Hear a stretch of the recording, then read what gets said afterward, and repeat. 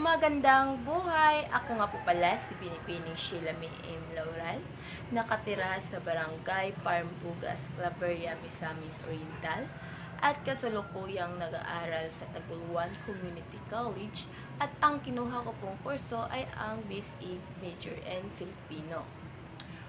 Why do we need to choose BSA Major in Filipino?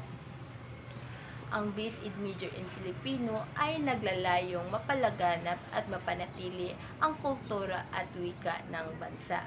Ito ay mahalaga para sa pag-unlad ng lipunan at pagpapalaganap ng kaalaman sa mga kabataan.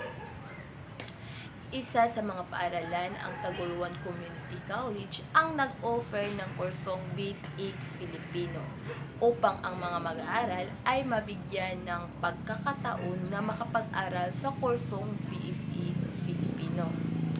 Kadalasan, ang mga mag-aaral ay pinili ang kursong BSA Filipino dahil sa tingin nila mas mapalawak pa ang kanilang kaalaman tungkol sa kahalagahan ng Filipino. Ang kahalagahan ng BSA Filipino ay ihanda ang mga mag-aaral sa mga pagkahubog sa Filipino na maging manulat at maalam sa mga bagong kalakaran sa wikang Filipino. Sa kursong ito ay madami kang matutunan at mapag-aralan katulad na lang ng wikang Filipino na mahalaga sa mga mag-aaral dahil ito ang wika ng pambansang identidad ng Pilipinas. May magandang maiidulot nito sa ating bansa ang wikang Filipino dahil ito ay nagbibigay halaga sa ating pagkakakilanlan, nagpapalakas ng komunikasyon at nagbubukas ng mga oportunidad para sa pag-unlad at pagkakaisa sa bansa. Ang Filipino ay masayang ituro sa mga mag-aaral. Bakit? Dahil ito ay isang yaman na nagbubukas ng pinto sa kultura, komunikasyon at kaalaman. Ito ay nagdadala ng kasiyahan at pag-unlad sa buhay ng mga mag-aaral. At kung gusto mo rin malaman ang tungkol sa kulturang Pilipino, ay dito ka na sa BSA Filipino. Dahil masisiguro ko sa inyo na marami kayong makukuhang aral tungkol sa kulturang Pilipino. Sa pag-integral ng ekonomiya sa asignaturang Filipino ay magiging mas malawak pa ang pag-unawa ng mga mag-aaral sa impluwensya ng ekonomiya sa wika, kultura at lipunan. Sa kursong ito ay marami kang oportunidad na makukuha na trabaho, kaya masisiguro ko sa inyo na may makukuha rin kayong sahod dito.